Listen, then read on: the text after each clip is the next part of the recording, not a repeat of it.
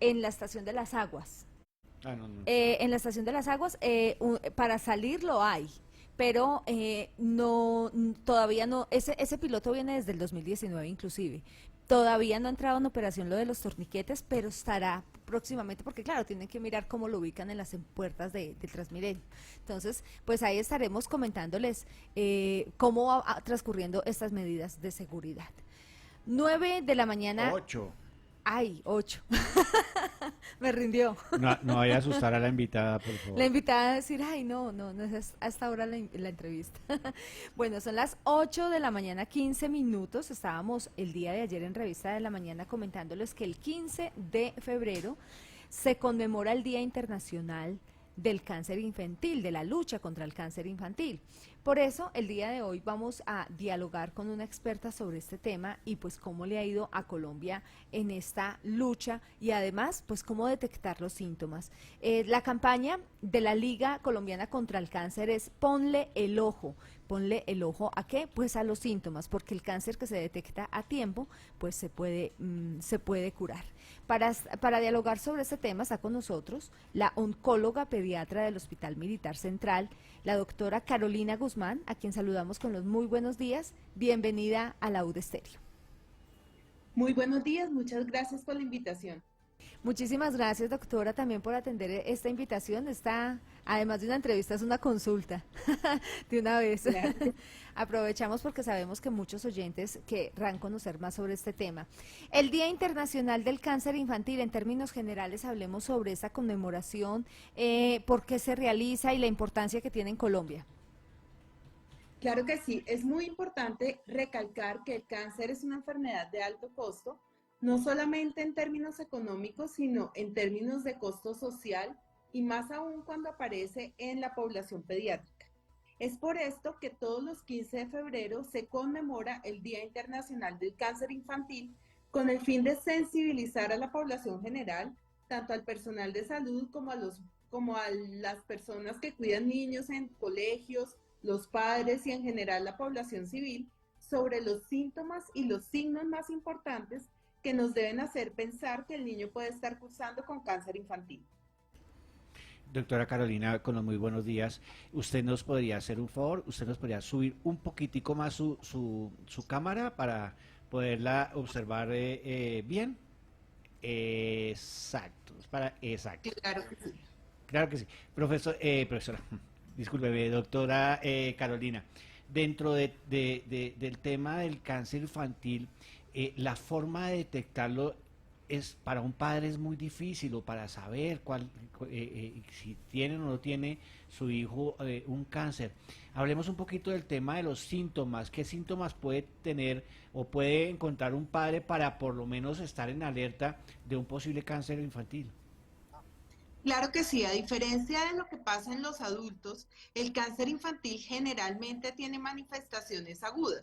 Es decir, son niños que previamente estaban sanos, que no tenían ninguna alteración y que de un momento a otro empiezan con algunas señales de alarma. Las señales de alarma pueden ser fiebre por más de 2 semanas sin que uno tenga una causa infecciosa ni ninguna causa conocida, que el niño empiece a estar decaído, niños que dejan de jugar, niños que tienen que tener inasistencia al colegio, niños que además aparecen con mucha palidez, con sangrados no explicados, les sangran las encías, les sangra la nariz, aparecen moretones en todas las partes del cuerpo. Además de eso pueden tener dolores óseos, entonces son niños que por dolor no se paran. Esos son señales de alarma que debe hacer que los padres o cuidadores consulten de manera inmediata a los servicios de salud. Y por otro lado, hay otros signos y síntomas que son muy importantes, como dolor de cabeza que es incapacitante, niños que amanecen con dolor de cabeza y este dolor de cabeza es recurrente, se asocia a vómito o se asocia a alteraciones neurológicas. Por ejemplo, el niño estaba caminando bien y de pronto empieza a irse de lado y se empieza a caer más de lo que normalmente se cae un niño. O se le empiezan a torcer los ojos, o dice que ya no ve como veía antes. Y eso se asocia a dolor de cabeza, esos son señales de alarma. Y cualquier aparición de un tumor, es decir, por más chiquito que sea, un tumor en cualquier parte del cuerpo de un niño es una señal que nos debe alertar y debe hacer consultar a los padres o cuidadores los servicios de salud. Hay algo muy importante y es que hay una población menor de 5 años. Un niño menor de 5 años que tenga alteraciones oculares, que el ojito se le tuerce, que empiezan a aparecer manchas blancas en los ojos. Esos son señales de alarma que pueden corresponder a cáncer infantil. Tremendo, pues esos síntomas, porque son muy preocupantes pero doctora, ¿cómo poder diferenciar? Usted es muy clara con los síntomas, pero a veces uno relaciona, por ejemplo, el dolor de cabeza constante o el vómito, uno lo relaciona quizás con otras patologías como padre de familia. ¿Cómo hacer para uno no creer que, pues, no caer en que, no, eso se le pasa, eso se le quita rápido, o confundirlo con otras enfermedades, no sé, una gripa, una infección, un malestar estomacal? ¿Cómo hacer para que los padres, pues, caigan en la cuenta de que son síntomas de cáncer y que no son síntomas de otra enfermedad? Claro que sí, es muy importante saber que los niños van a sufrir infecciones y van a tener enfermedades que casi nunca son graves. Entonces, cuando el niño pasan 8 días, o sea, una semana es como el punto de corte, porque la mayoría de las infecciones al final de la primera semana ya están resueltas. Entonces, un niño que dura enfermo mucho más de una semana es una señal de alarma y generalmente los papás y los cuidadores son muy juiciosos con esto. Entonces, un mensaje importante es que la mayoría de las infecciones se resuelven en la primera semana. Cuando a pesar de que pasa la primera semana, los niños siguen enfermos y uno que, digamos, es muy difícil decir qué tan enfermo, pero un marcador que ayuda muchísimo es que el niño no pueda ir a estudiar. Un niño que tiene que ausentarse con todo lo que implica de las actividades escolares por enfermedad es una señal de alarma para que consulten los servicios de salud. Entonces, tú preguntabas acerca del dolor de cabeza. Los niños pueden tener dolor de cabeza, pero generalmente los niños tienen dolor de cabeza, se acuestan a dormir y amanecen bien. Es muy improbable, muy raro que los niños se acuesten a dormir y amanezcan con dolor de cabeza y durante todo el día empeore el dolor de cabeza. Ese dolor de cabeza es el que generalmente cumple con unas señales de alarma y es motivo para que consulten de manera inmediata a los servicios de salud. Doctora Carolina, buenos días. Usted hace un momento hablaba sobre esos síntomas que son diferentes entre los niños y los adultos. Se debe tener en cuenta también esos antecedentes familiares, ¿no? Ya que, pues, teniendo en cuenta que de un momento a otro ellos presentan diferentes síntomas, ¿y qué tipo de cáncer es más frecuente en los niños? Sí, entonces te respondo la primera pregunta. Los antecedentes familiares en los niños, digamos que la familia tenga antecedentes de cáncer, no aumenta mucho el riesgo de cáncer infantil. Es decir, los padres con mucha frecuencia se preocupan porque el tío tuvo cáncer, el papá tuvo cáncer, pero generalmente, aun si existiera una enfermedad que se llama cáncer familiar, esta enfermedad aparece usualmente en la adultez. Entonces, el mensaje es, los niños que pueden tener cáncer son todos los niños. Es decir, cualquier niño puede tener cáncer infantil. No necesariamente porque en la familia haya alguna historia de cáncer, tienen muchísimo más riesgo. Ese es el primer mensaje. El segundo mensaje es que los pacientes, digamos, 2 a 14 por cada 100.000 niños pueden presentar esta enfermedad, es decir, no es lo más frecuente. Sin embargo, tenemos que tenerla en mente porque en Colombia, aunque no hay unos datos exactos, se calcula que cada año puede haber cerca de 2.000 casos de cáncer infantil. Creo que ahí te respondí todo, ¿o queda pendiente alguna? Los tipos de cáncer más frecuentes en El los tipo niños. de cáncer, sí, el tipo de cáncer más frecuente en los niños es la leucemia linfoide aguda. O sea, en términos generales, los tumores más frecuentes en los niños son tumores hematolinfoides, que son leucemias y linfomas. Y de estos, el más frecuente en pediatría es la leucemia linfoide aguda. Como su nombre lo indica, es aguda, o sea, son niños que estaban previamente sanos y que de un momento a otro empiezan a presentar signos y síntomas de cáncer infantil. El tumor sólido más frecuente son tumores del sistema nervioso central. Por eso es tan importante tener en mente que los niños que empiezan con alteraciones neurológicas o dolores de cabeza o empiezan a convulsionar cuando ya son grandes, pues son señales de alarma que debe hacer que los padres o cuidadores consulten los servicios de salud. Doctora, pues escuchándola, nos hacemos la pregunta, ¿qué es lo que, bueno, aunque es una pregunta como muy, pues muy amplia, no sé, lo dirá también usted como experta, ¿qué es lo que genera entonces este cáncer tan común, por ejemplo, la leucemia en los niños? ¿Es la alimentación, es el ambiente, es el clima? ¿Qué será? Porque si digamos una enfermedad, un cáncer heredado se desarrolla es cuando esté adulto, entonces ¿cuál será el motivo que genera este cáncer en la población infantil? Eso es muy importante esa pregunta, porque todo el mundo quiere prevenir el cáncer. Y digamos que hay estrategias para prevenir el cáncer de los adultos. Es clarísimo que el uso de cigarrillo, el uso o el abuso de sustancias como el alcohol, el sedentarismo, la obesidad, son factores de riesgo para que los adultos tengan cáncer y eso es prevenible, eso se puede modificar. Pero en niños el cáncer no es prevenible. O sea, no es prevenible que a un niño le dé cáncer infantil, porque no tiene relación ni con dieta, ni con que lo quieran mucho, lo quieran poquito, ni con ejercicio, ni con exposición a celulares, ni a tablet, ni que los papás son pintores, ni no. Entonces, en los niños aún no hemos encontrado una estrategia eficaz para prevenir el cáncer infantil. En los adultos sí. ¿Por Doctora, qué no sabemos? Es decir, por una razón que cada día está siendo motivo de estudio, que al parecer, digamos que esto que voy a decir es muy importante y es que genético no es igual a hereditario. Uno viene con unos genes que pues aparecen en uno y que determinan qué enfermedades le pueden o no le pueden dar. Entonces, cada día sabemos que las personas vienen con una carga genética, no necesariamente heredada, que determina la aparición de algunos tipos de tumores, pero eso no es modificable.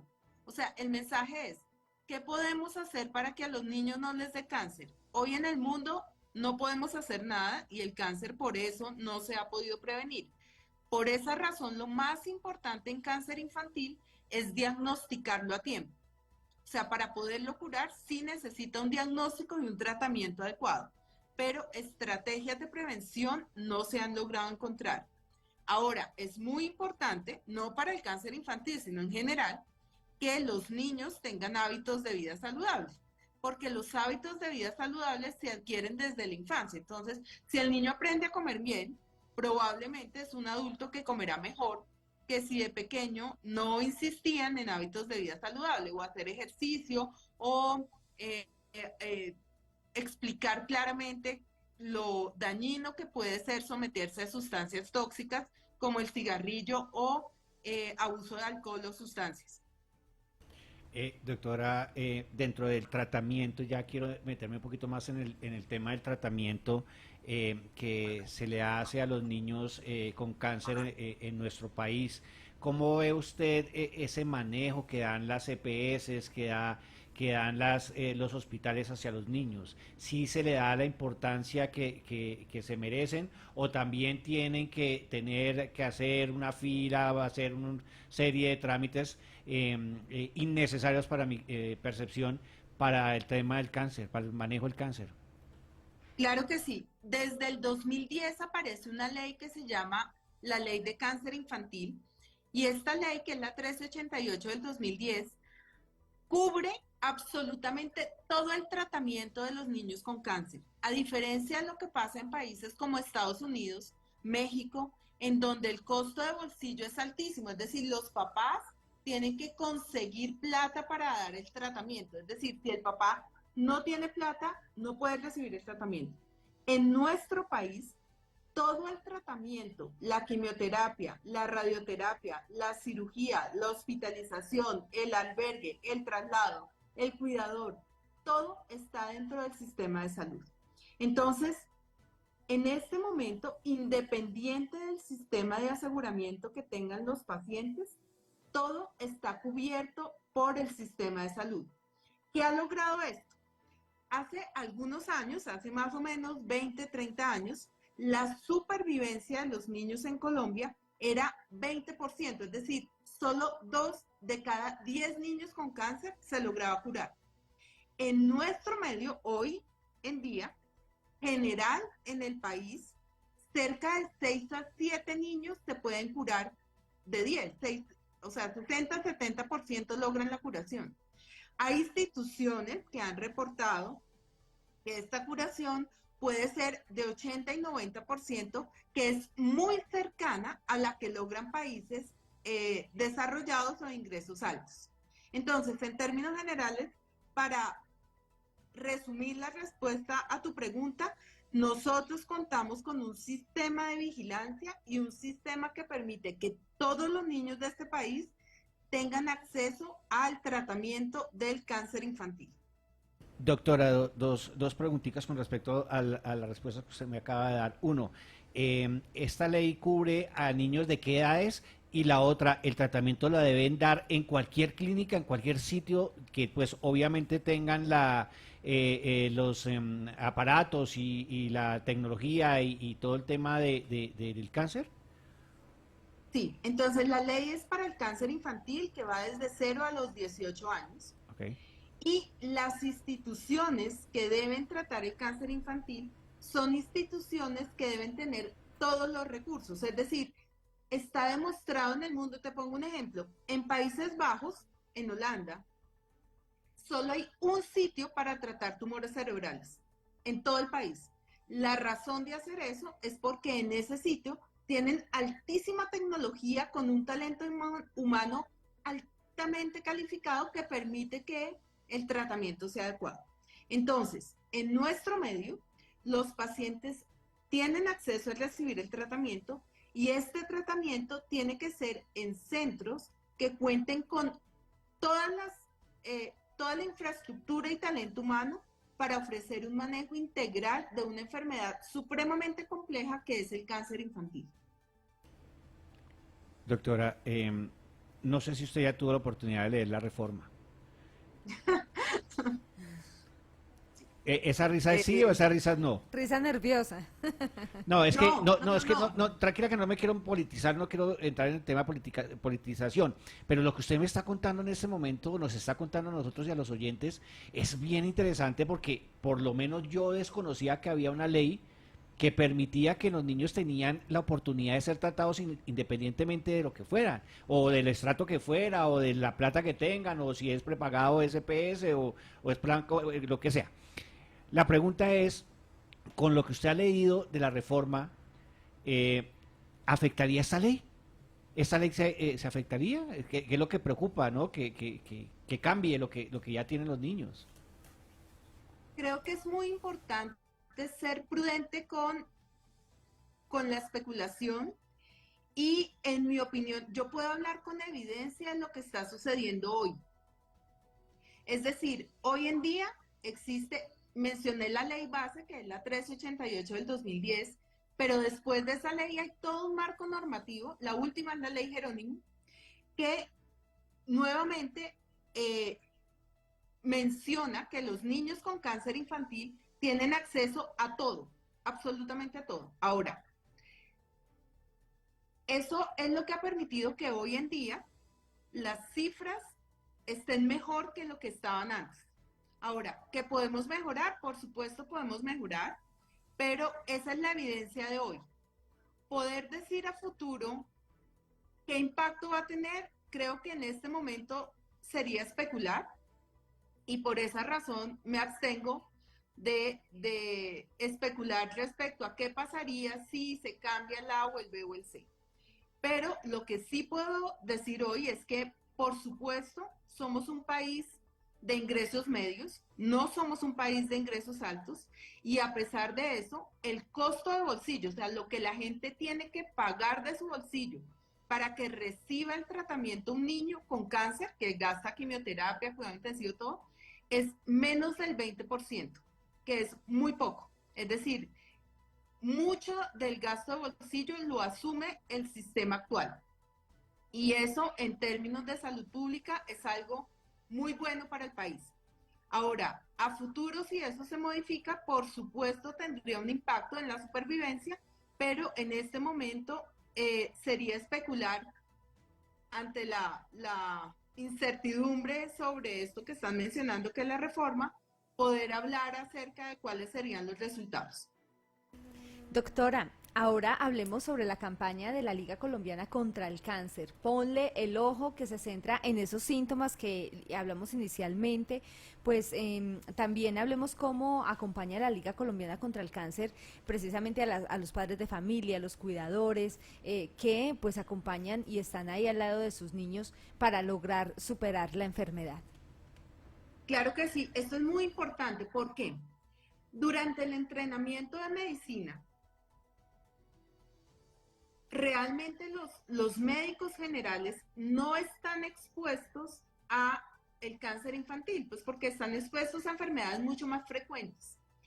Es por eso que la campaña busca sensibilizar a los médicos generales, en general a los padres y a los cuidadores, sobre las señales de alarma que les mencioné, porque en alguna época, digamos que esto también ha mejorado, pero por supuesto tenemos que mejorar más. En una época se consideraba que la fiebre siempre era infección, entonces los niños consultaban al médico general y volvían a consultar y le decían infección, infección, infección, y como que no se tenía en mente que esto podían ser enfermedades muy complejas que necesitaban, como en el cáncer infantil, una remisión a sitios altamente especializados. Entonces, la campaña lo que busca es que tanto el personal de salud, enfermeras, médicos, médicos no oncólogos pediatras, que realmente somos pocos, sino médico general, médico ortopedista, bueno, en general todos los médicos, todas las enfermeras, todas las nutricionistas y todos los del personal de salud, así como padres y cuidadores, que incluye el colegio, que incluyen las personas que tienen comedores comunitarios, tengan en mente los signos y síntomas que deben hacer pensar que el cáncer puede estar cursando o que el niño puede tener un cáncer y consulten a tiempo. Entonces, la campaña ha hecho que en nuestro medio sí tengamos un diagnóstico más oportuno. De hecho, si ustedes revisan los datos de la cuenta de alto costo al principio, el reporte de los niños con cáncer era menor al que tenemos hoy. Por supuesto hay que mejorar, claro que sí, pero hoy en día hemos mejorado en la oportunidad diagnóstica de los niños con cáncer en nuestro país. Y es algo muy positivo porque, como usted bien lo dice, doctora, la clave es estar al tanto de los síntomas, reconocer cuando hay cambios, tanto en el comportamiento, en el estado de salud de nuestros pequeños, y esto contribuye mucho a poder pues curar el cáncer, ya que hay algo importante que tampoco no conocía personalmente, que el cáncer de infantil no se puede prevenir, pero sí se puede detectar a tiempo y se puede curar. Pues doctora, muchísimas gracias por estar con nosotros y pues por compartirnos todos estos detalles. Una invitación final que desea hacer a nuestros oyentes. Bueno, la invitación es para que todos tengamos en mente que los niños son una prioridad, que los niños con cáncer tienen una alta demanda no solo de recursos económicos, sino sociales, y nos unamos en torno a una enfermedad catastrófica que es el cáncer infantil. Muchísimas gracias, doctora Carolina Guzmán, oncóloga pediatra del Hospital Militar Central y también integrante de la Liga Colombiana contra el Cáncer, hablando sobre el Día Internacional de la Lucha contra el Cáncer Infantil, que se llevó a cabo el día de ayer su conmemoración. Y datos para tener presente, les comento que pues esta enfermedad pues ha golpeado a muchos menores de edad en el mundo Cada año cerca de 280.000 niños y jóvenes entre 0 y 19 años son diagnosticados con algún tipo de cáncer y alrededor de 1.700 son diagnosticados en Colombia. Por eso es importante entonces estar atentos a la alerta que precisamente se da por parte de la Liga Colombiana contra el Cáncer. En la región de las Américas se estima que hubo 32.065 nuevos casos de cáncer en 2020 entre niños de 0 a 14 años. De ellos, 20.855 ocurrieron en países de América Latina y el Caribe, según la Organización Mundial de la Salud. La supervivencia a 5 años de los niños que han sido diagnosticados varía sustancialmente de un país a otro, oscilando entre el 20% en países de bajos recursos y el 80% en países desarrollados. Son datos que entrega la Liga Colombiana contra el Cáncer en su campaña Ponle el Ojo. Recuerden que esta entrevista la pueden escuchar nuevamente en @la